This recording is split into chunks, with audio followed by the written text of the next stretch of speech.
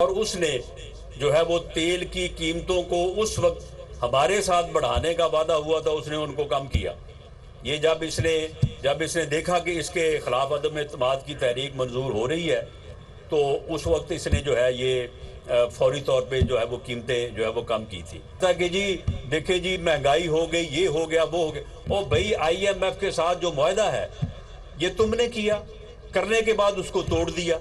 اب I am F جو ہے وہ کہتا ہے کہ جی ہمیں اس بات سے کوئی غرض نہیں ہے کہ اس وقت وزیر اعظم کون تھا تو آج وزیر اعظم کون ہے، ہمیں تو یہ معلوم ہے کہ پاکستان کے وزیر اعظم نے ہمارے ساتھ جو معاہدہ کیا اس معاہدے کے مطابق اس نے عمل نہیں کیا، اور اس نے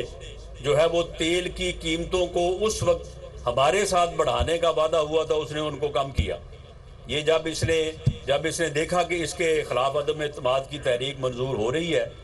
تو اس وقت اس نے جو ہے یہ فوری طور پہ جو ہے وہ قیمتیں جو ہے وہ کم کی تھی۔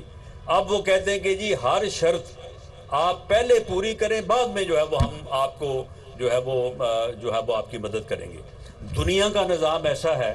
کہ ہمارے دوست ممالک بھی جو کہتے ہیں وہ کہتے ہیں کہ جی آپ آئی ایم ایف کو جو ہے وہ اس کے ساتھ معاہدہ کریں تو اس کے بعد جو ہے وہ پھر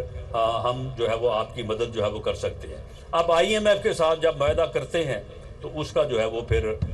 جو ہے وہ پیٹرولیم کے اوپر اثر پڑتا ہے، دوسری چیزوں کے اوپر اثر پڑتا ہے،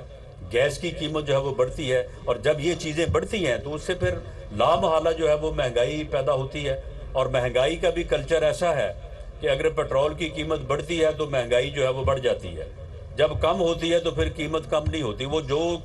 قیمت جس جگہ پہ چلے جاتی ہے وہ پھر وہیں رہتی ہے۔ تو یہ صورتحال ہے، اس مشکل صورتحال سے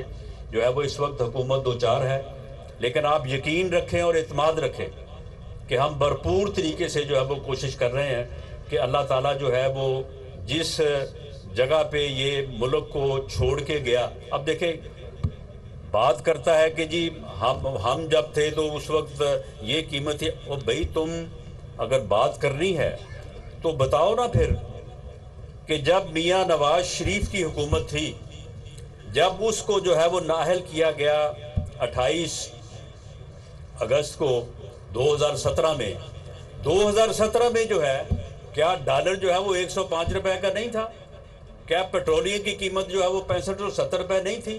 اس وقت جو ہے وہ چیزوں کی قیمتیں کیا تھی؟ اس وقت بجلی کا یونٹ کتنے کا تھا؟ اس وقت جو ہے وہ گیس کے بل جو ہے وہ ان کی جو ہے وہ قیمت کیا تھی؟ تو پھر جب اس وقت جو ہے وہ ملک ترقی کر رہا تھا،